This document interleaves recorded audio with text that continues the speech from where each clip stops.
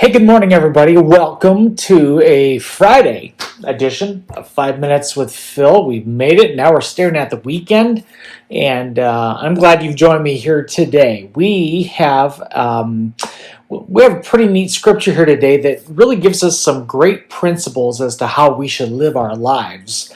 And I think this could be really, really helpful to all of us here today as we look at this together. And so I want to take you to the book of Joshua today. The book of Joshua. Why don't you read this verse with me? Joshua chapter 22, verse 5. You ready? It says, "But be very careful to keep the commandment and the law that Moses, the servant of the Lord, gave you, to love the Lord your God, to walk in obedience to him, to keep his commands, to hold fast to him, and to serve him with all your heart and with all your soul." So one verse, it really packs quite a punch with a lot of things for us to consider as we try to live out our faith in Jesus Christ every single day. So let's just look at a lot of these. Let's look at all of them. Let's unpack these, and maybe there's one that you might need a little more help on, and we're going to ask God to do just that today. First of all, we're told to love the Lord your God, to love him. Love is a word that gets kicked around quite a bit.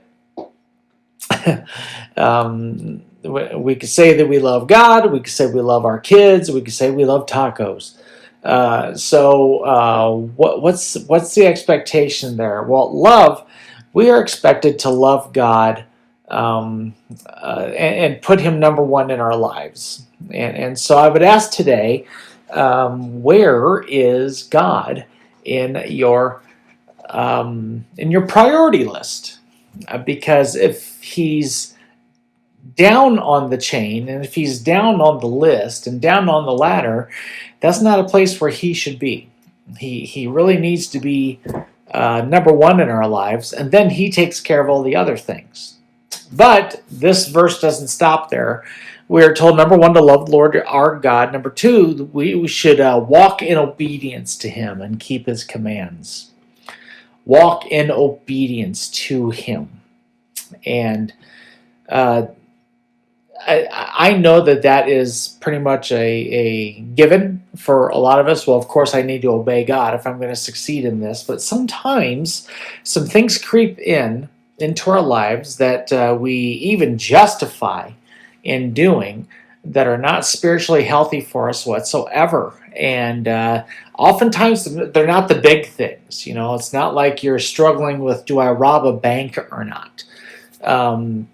Maybe it's so subtle and maybe nobody else would even know about it, but you and God do. I would encourage you to keep his commands and walk in obedience to him. Third, we should hold fast to him. We should hold fast to him. What's that mean? We should not stray. We should stay as connected to God as we can.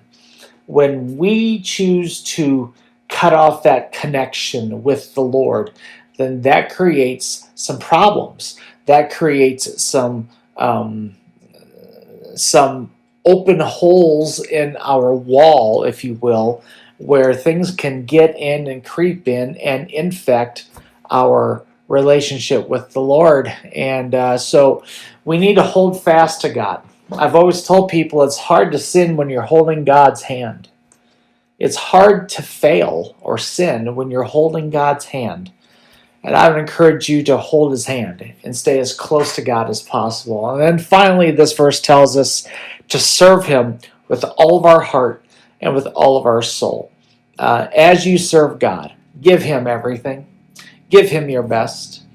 Don't just give him some passive effort. Give him everything.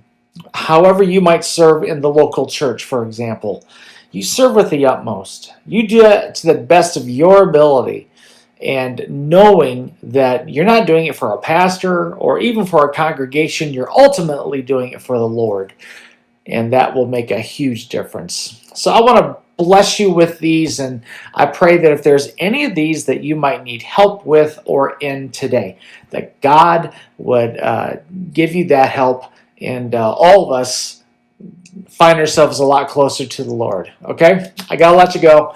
Thanks. Have a great weekend. We love you. We'll talk to you later. Bye-bye.